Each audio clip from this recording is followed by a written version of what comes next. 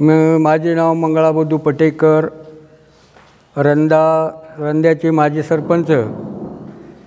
गेले 10 दिवसापासून या अकोले तालुक्यामध्ये जो राघोजी भांगरे जे आमच्या आदिवासींचे दैवत आहे, यांच्या पुतळ्याची जी विटंबना झाली, याबद्दल अनेक तालुक्यामध्ये वादविवाद पेटत राहिलेले आहेत। तरी मी या ठिकाणी एवढंच सांगण्यासाठी या ठिकाणी मुलाखत देतोय की अकोले तालुक्यामध्ये राघोजी भांगरे यांचा पुतळा बसवण्यासाठी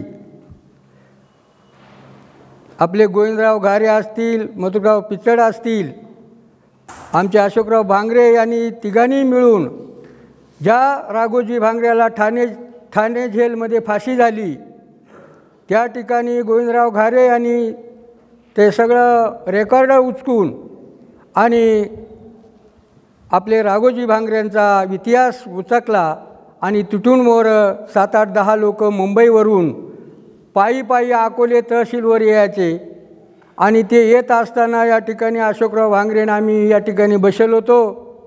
त्या काळामध्ये अशोकरावला येऊन ते भेटले आणि अशोकरावही त्यांच्यामध्ये सामील झाला।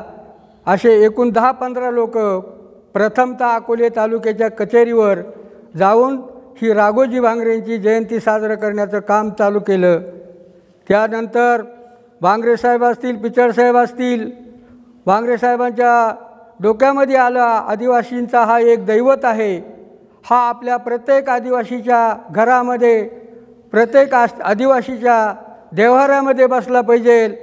परंतु याचा इतिहास संपूर्णपणे माहीत नसताना त्यांनी गोविंदराव घारे यांच्या माध्यमातून, पिचड साहेबांच्या माध्यमातून हा इतिहास उकरला आणि त्यांचा पुतळा बनवण्याचं पहिलं काम या देशामध्ये भांगरे साहेब असतील, पिचड साहेब असतील यांनी एकमेकांना विरोधक होते, परंतु एकमेकांना कधीही असा समाजामध्ये दुफाळी निर्माण होईल असं कधीही त्यांनी कृत्य केलेलं नाही। भांगरे साहेबांनी ज्या वेळेस पुतळा बसवला, आदिवासी समाजाकडून 1-1 रुपया गोळा केला। भांगरे साहेब एकटेही पुतळा बसवू शकत होते, परंतु ती त्यांची भावना नव्हती, हा पुतळा समाजाचा झाला पाहिजे म्हणून त्यांनी प्रत्येक गावामध्ये वर्गवणी काढून हा पुतळा बसवला आणि तो बसवत असताना दुसराही पुतळा पिचड साहेबांनी स्वतः कॅबिनेट मंत्री होते, त्यांनी सुद्धा पुतळा बसवला। त्यांनी कधी असा पुतळा काढून टाकण्याचं काम कधी डोक्यामध्ये घेतलं नाही, परंतु या 10-5 वर्षामध्ये हे काय विचित्र चाललं आहे। एवढा संघर्ष आम्ही 25 वर्ष पिचड साहेबांची संघर्ष केला, परंतु समाजामध्ये वाद कधी निर्माण झाला नाही। आदिवासी बहुजन असा समाज ही कधी दुफाळी निर्माण झाली नाही।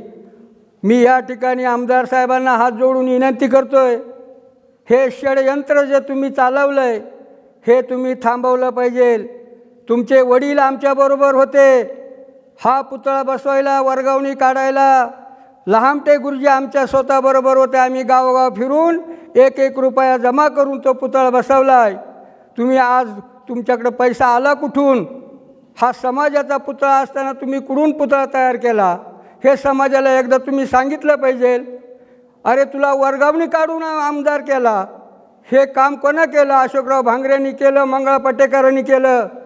आम्ही तुझ्या खाली रुपयाला लाचार नाही, तुला खुर्चीवर बसवण्याचं काम आम्ही केलं आहे आणि या समाजाने केलं आहे। तेव्हा तुम्ही हा जो दुफाळीचा कार्यक्रम तालुक्यामध्ये लावून चालवलेला आहे, बहुजन समाज असेल त्यांना मी विनंती करतोय, आदिवासी आणि बहुजन हे भावबंद आहेत। ज्या वेळेस बहुजन समाजाचे काही कार्यकर्ते भूमिगत व्हायचे त्यावेळेस आमच्या माता भगिनींनी त्यांना अन्न पाणी पुरवलेलं आहे।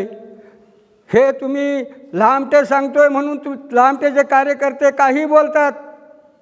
मित्रांनो, जे कार्यकर्त्यांनी काल तुम्ही बघितले असेल त्यांची बाईक आली, त्याच्यामध्ये एकही असा कार्यकर्ता नाही का ते राघोजी भांगरेंच्या कोणत्या जयंतीला हजर नव्हते, कोणत्या वर्गवणीला हजर नाही, राघोजी भांगरेच्या दर्शनाला सुद्धा तुम्ही आले नाही आणि तुम्ही फक्त राजकीय पोळी भाजण्यासाठी जर असं काम करत असाल तर हा आदिवासी समाज हा तुम्हाला माफ करणार नाही।